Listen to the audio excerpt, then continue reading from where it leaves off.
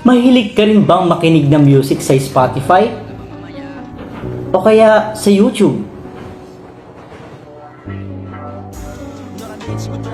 O di kaya makinig ng radyong katulad lamang nito? Dear Papa Dudut, isa po ako sa mga libu-libong listener ninyo sa inyong YouTube channel. Ang mga kwentong naririnig ko sa inyong channel, Sa panahon natin ngayon, ito ang nagiging way ng mga tao upang malibang at makalimot sa mga problema. Itong video na ito ay makakarelate ka ng sobra-sobra. Naaalala niyo po ba ito? Naman ng kapisanan ng mga broadcaster ng Pilipinas, ang Lifetime Achievement Award kay Tia Deli. At ngayon, 50 taon nang sumasahim papawid, buong pagmamalaking inihahandog ng Manila Broadcasting Company ang kasaysayan sa mga liham kay Tia Deli. Ikaw, ano ang naaalala mo dito? Comment down below. Ito ang madalas na pinakikinggan ng mga lolo at lola natin noon na talaga na may kapag umere na ang dula na ito ay hindi mo na sila maiistorbo.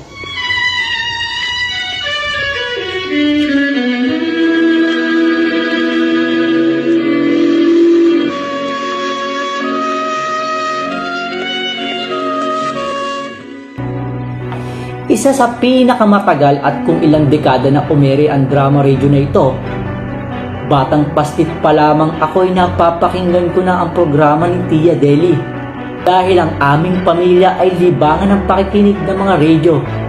Kaya naging bahagi na rin ng aking buhay habang ako'y lumalaki. Kumusta, mga ginigiliw kong tagapakinig? Narito na naman po kami sa pagsasadula ng mga pangyayaring lumikha ng suliranin at bagabag na humitik at naging mahalagang bahagi. Sino nga ba si Tia Deli?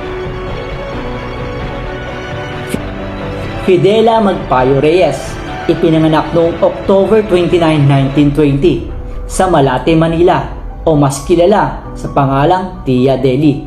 Si Tia Deli ay isang Filipina radio broadcaster na talaga na may minahal ng maraming Pilipino na tagapakinig at humahanap ng advice.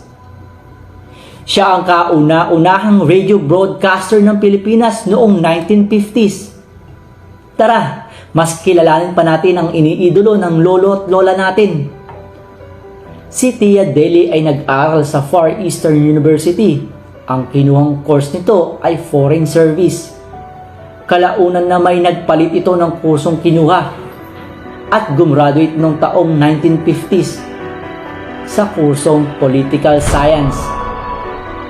Nagsimula ang karera niya noong nagtrabaho siya sa teatro, radio, film at television. At ang karir niya sa broadcasting ay nagsimula noong siya ay 18 years old pa lamang. Nagsimula ito as a radio comedians kasama si Andoy Balon-Balunan at siya naman ay si Deli Atay-Atayan as a group singer. Nakuha naman niya ang kauna-unahan niyang counseling program sa DZRH radio station noong October 6, 1953. Ngunit nagpa siya ito na lumipat sa DZMM na pagmamay-ari ng Lopez family. Siya din ang naging last radio presenter na narinig ng mga tao bago ipapa-shutdown ng DZXL matapos ipatupad ang martial law noong September 1972. Kalaunan na may nagpatuloy pa rin ito sa kanyang karera. After martial law, si Tia Deli ang kauna-unahang nagbukas ulit ng DZMM station. Pero makalipas ang ilang taon, lumipat siya sa DZRH. Ipinagpatuloy niya hanggang sa umabot na nga ito na 7 dekada na umeere at tinagura ang First Lady of the Philippines Radio. Habang umeere sa radio show na ang inyong Tia Deli, August 30 ng gabi, nasugod ito sa Manila Doctors Hospital ng dahil sa stroke. 2 araw makalipas sa pananatili niya sa ospital, si Tia Deli ay pumanaw na. Pumanaw si Tia Deli sa edad na 87 years old. Ikaw, anong kwentong Tia Deli mo? Comment down below and share this video.